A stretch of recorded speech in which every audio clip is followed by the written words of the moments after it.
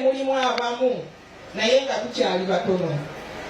Abaganda tetwerumirirwa, Abaganda tetweyagaliza. Naye Mwami Kizito ayawukana ku Baganda, talina ttima, ayagaliza. Weebale nnyo.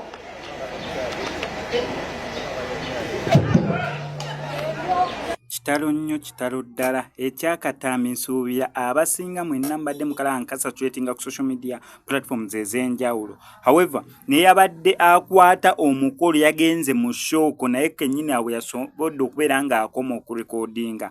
Olw'ensonga amazima gali nti omukyala yafudde. Just imagine ku mukolo gw'abaana bo. Kijuke n'oli naye babeera bamuzadde ku mukolo ogw'essanyu ng'ogwo. N'oyogera bulungi nnyo speech yo, n'omaliriza n'ebigambo ebikonkuludinga, ebigambo ebizzaamu amaanyi, ebigambo kwegamba, n'omaliriza bulungi nnyo n'osiibula, n'okonkuludinga ebigambo byo. Omukka ne gwesiba era bwetu n'otondoka mu kugwa wansi kigambibwa mbu teyazza engulu. Mukama Katonda obulamu bwe bw'ati bwe yasobodde okubeera ng'abuyita.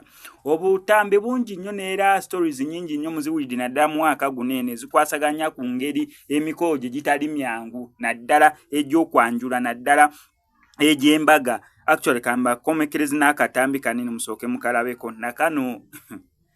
Mukama Katonda atusaasire.